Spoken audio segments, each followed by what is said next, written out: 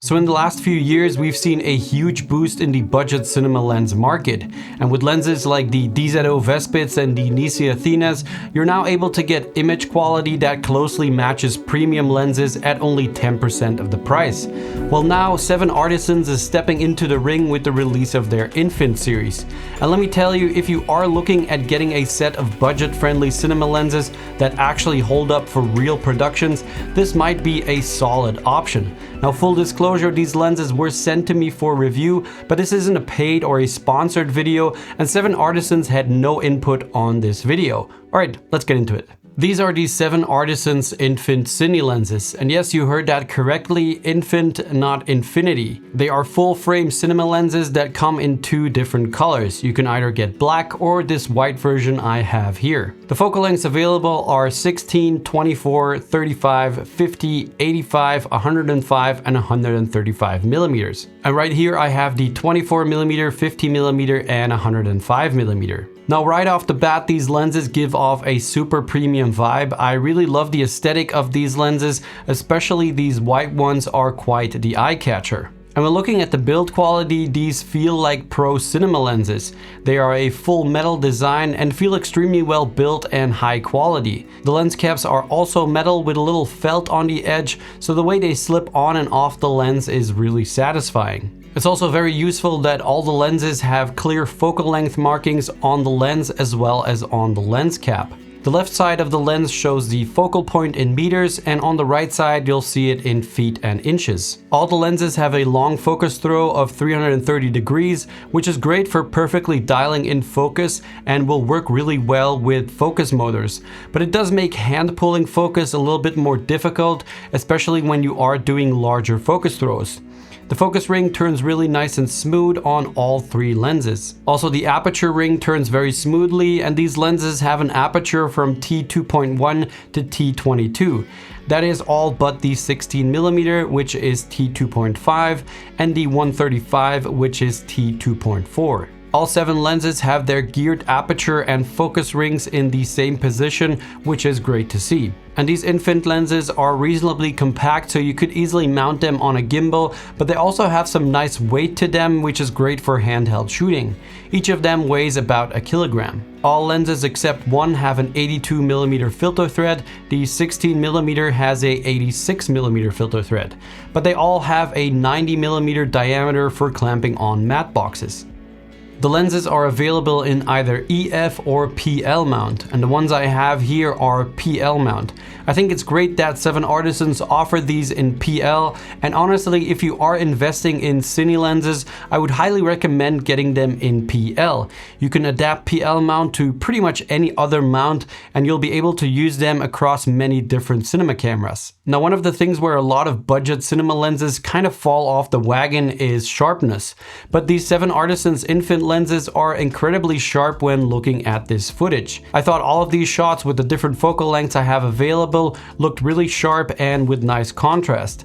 And I personally think these have the perfect amount of sharpness I want from a cinema lens, to where I don't really need them to be sharper and still retain that nice natural look. And if we have a look at the sharpness tests right here with the lens wide open at t2.1, we can see that the 24mm is nice and sharp in the center.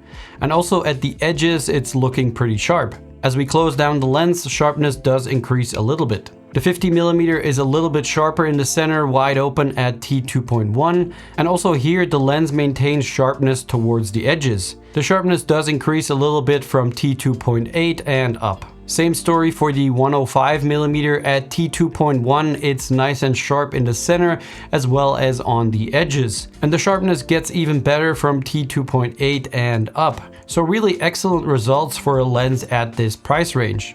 When it comes to color consistency, these 3 lenses match up really well. I couldn't see any large color shift between these 3 focal lengths. Now, if we are being very picky, perhaps the 50mm is just a tiny bit warmer compared to the 105 and the 24mm. I also didn't see any noticeable vignetting on either of these focal lengths, so again, in this regard, they have a more clean look to them, and you're not getting a very strong vignette from these lenses. Looking at the distortion of these 7 artisans, there is a bit of barrel distortion, especially on the 24mm it is most noticeable, and this is something you would commonly see. Wider focal lengths usually have a bit more distortion. On the 50mm it is almost not noticeable, and on the 105mm it is pretty much not there. Now, vignetting and distortion are also things that are a lot more outspoken on these tests, and I have to say that in the real world test footage I didn't really notice it, or I didn't think it affected the image in a bad way. Focus breeding is another one of these things where budget cinema lenses sometimes tend to struggle with.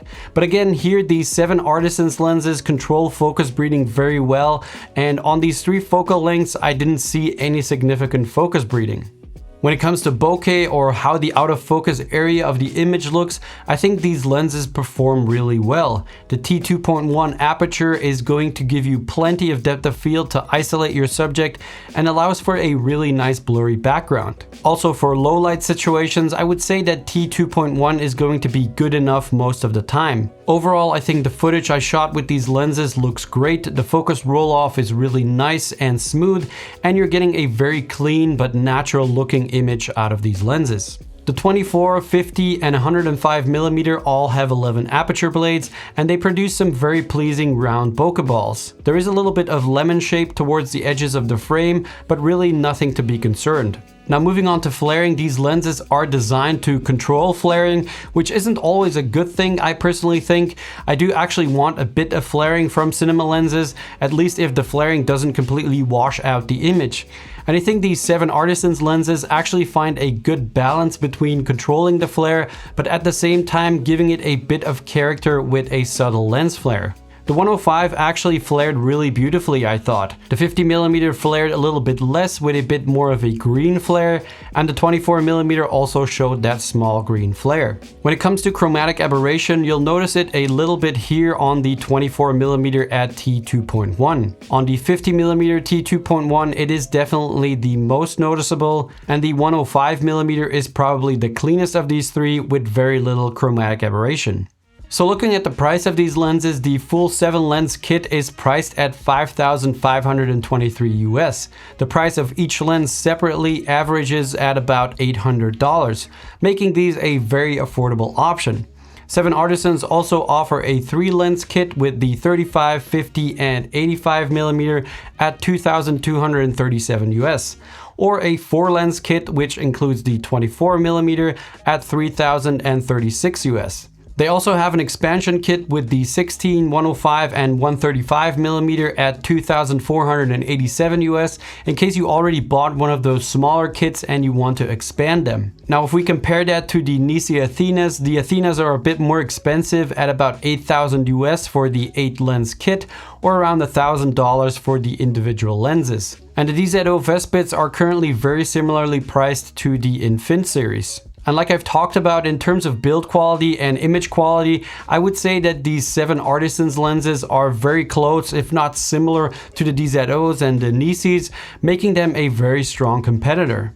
And overall, I have to say I am very impressed with these lenses. We are really getting spoiled with options nowadays when it comes to affordable cinema lenses, but not all of them actually perform as well as you might want for certain productions. The 7 Artisans, however, are extremely well built and they feel like pro cine lenses, but more importantly, the image quality holds up really well. And at t2.1, I would argue that they are fast enough for nearly every situation. So these are without doubt some of the best budget full frame cinema lenses that you can get right now. Now, if you are interested in checking out these 7 Artisan lenses, the DZO Vespids or the NiSi Athenas, I will have links for you with the best prices I could find down in the video description.